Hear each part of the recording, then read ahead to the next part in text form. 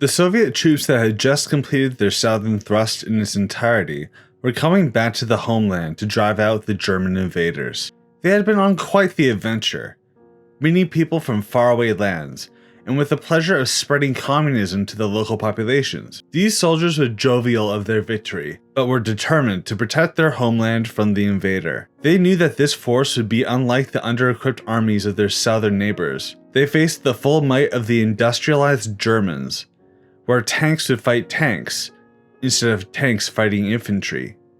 It would be difficult, and many of them would die, but it would be for the good of their home, the Soviet Union, and the workers' revolution. They knew it would be difficult, but nothing could prepare them for what they saw. On their way to the Western Front, they were approaching Stalingrad. They saw with their own eyes the first nuclear detonation, but they could not comprehend it. It was a large explosion, almost like a second sun that had touched the earth. Is this the enemy they fought? An enemy capable of destroying cities with one bomb? Despair washed through the soldiers of the Union, but it soon turned to hatred. Hatred for their invaders, who would decimate cities for the sake of victory, who would unleash unspeakable horrors to suppress the communist revolution. Welcome to episode 13 of Project Stresa. First, let's roughly go over our history's Manhattan Project. Out of fear for the Nazis developing nukes, Albert Einstein sends a letter to the Americans urging them to develop this weapon before the Nazis do. The Manhattan Project begins with research by Einstein being developed by scientific figures like Oppenheimer and Fermi. By obtaining uranium from local mines and through trade through the Belgian Congo, they were able to test their nukes in the deserts of America before deploying them against Japan. Here's why in this timeline, the Americans do not develop the nuclear bomb first, and instead the Germans do. In our history, Germany had been making great strides towards developing a nuclear bomb. However, there was a movement in Germany where many German scientists would accuse those working on anything nuclear related as traitors to their race, since nuclear science was Jewish science. While never directly sponsored by Hitler, this movement had all the hallmarks of his ideology, leading to many in Germany being discouraged from pursuing these scientific advances further in order to avoid being persecuted. Another major factor that would restrict the Manhattan Project's progress was that Enrico Fermi would actually stay in Italy instead of leaving it. In our history, he left Italy due to their introduction of racial laws. However, there is speculation that these policies were adopted to appeal to Hitler. This would therefore restrict the involvement of one of the key scientists on the Manhattan Project to collaborate with Americans only after their introduction to the war on the Italian side, as well as all the bureaucratic restrictions that come with it. In this timeline, the Germans and British would be directly collaborating in this research. German and British scientists would perform experiments in the distant colonies of Africa where uranium was mined locally in order to properly develop a nuke. For this reason, Britain is also a nuclear-capable power and is currently developing their bomb, hoping to coordinate their nuclear strike to best support the war effort. The advent of Britain becoming a nuclear power was celebrated by Churchill as his finest achievement, and proof of his proclamation of a reclamation of the British Empire would be supported by the Germans and the rest of the Saxon Allied alliance. He would flaunt the threat of a nuclear bomb on the American capital, or perhaps the collaborator king of Edward would prefer a solar coronation. These threats were made in an attempt to show strength, but in truth it showed British weakness more than ever before, as they threatened the lives of their own rightful subjects in exchange for victory. This weakness would soon be exploited, as a plot is brewing in the home isles. The nuke was deployed against the Soviets for several reasons. One major factor is that the Saxon Allies would feel relatively guiltless by doing so, as the Soviets were hated by everyone. It's not hyperbolic to say that the capitalist world saw the Soviet Union as a threat to their way of life, and thus would be extremely motivated to eliminate the threat.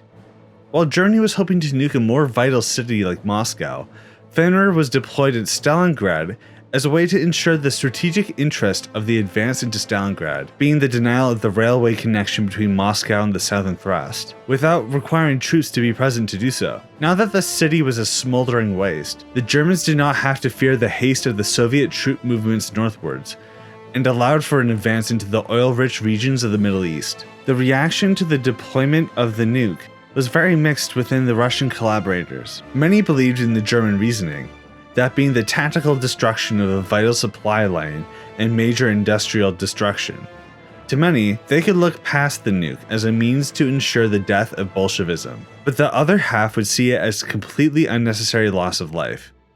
Russian collaboration would decrease, but not be rid entirely. While Russian history shows that the enemy can even take their capital, but the Russians would still leave it in ashes to prevent their invaders of victory. This felt different. It wasn't their choice. Stalin had ordered no step back to secure the land that they had reclaimed, despite the rumors of Stalingrad being completely eviscerated. But in truth, upper leadership was terrified.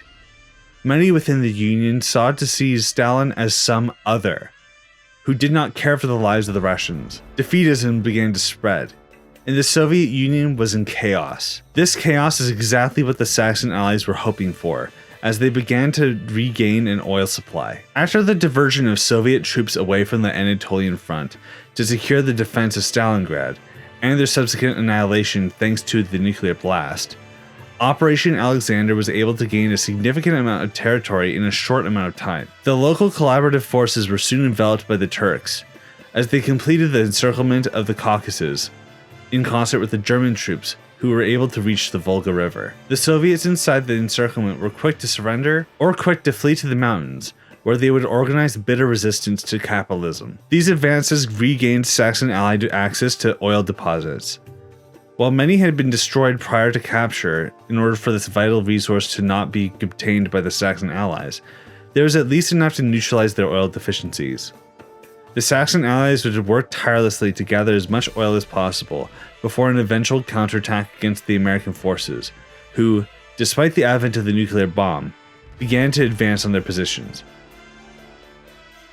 After the peace negotiations had failed, the Latin Axis in Africa had attempted to take Egypt for a third time. This time, they would succeed.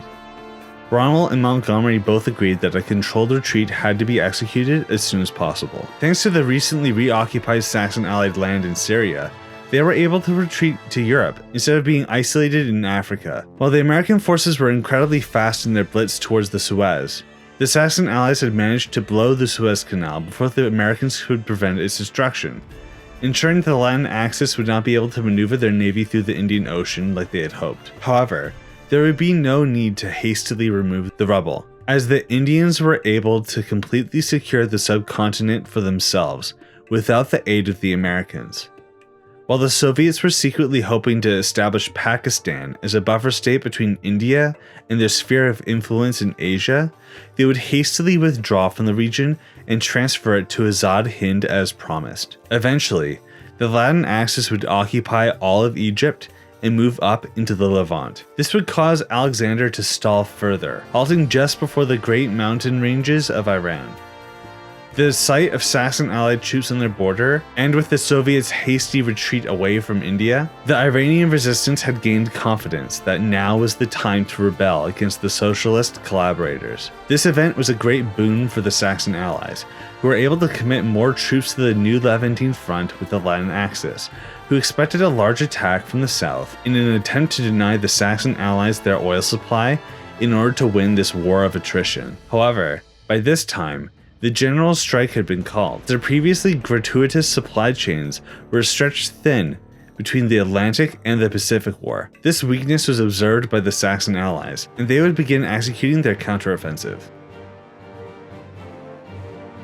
In America's haste to assert themselves once more, the Germans were able to push through the American advance in an alternate Battle of the Bulge.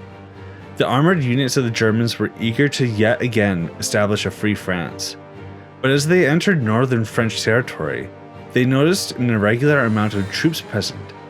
They had attempted to notify their British allies, but it was too late, as the Americans began a naval invasion of the British Isles. With the American Atlantic Navy being able to be supplied in the north and south of the British Islands, the main objective of the Americans had been unveiled. Their goal was to capture Britain for the Edwardian government prior to peace negotiations with Germany. If they were to succeed, there would be no leniency in their peace. The loans of Britain and Germany would fall to them. The secessionist republics would be enforced. the army would be crippled, and nobody would be able to withstand the American New Order. It was the final battle, one that would decide the fate of Europe. The invasion was overwhelming from the outside, but it was also overwhelming from the inside, as many members of parliament within the United Kingdom had betrayed Churchill, seeing his policy of aligning themselves with Germany as an affront to the empire, and his stubbornness to not surrender to the Edwardian government would forever cement the United Kingdom as second fiddle to the Germans. For these reasons, Latin Axis sympathizers would attempt a coup in London, with the goal of swaying the general public to the side of the invaders. This treason was quickly snuffed out at the epicenter, but was effective in other regions, as the Americans had gained a beachhead in Cornwall and Scotland. The Saxon Allies quickly flooded into the home islands, as the unfortunate realities of Winston Churchill's speech became true. Britain would fight on the beaches, fight on the landing grounds, the fields, the streets, and the hills. But they could only hope that the final prediction of never surrendering would be true as well. Tune in next time to see the final episode of Project Stresa, where the Second World War ends, and we see the beginnings of a Cold War between the victors of the war. Who would they be? Tune in next time to find out.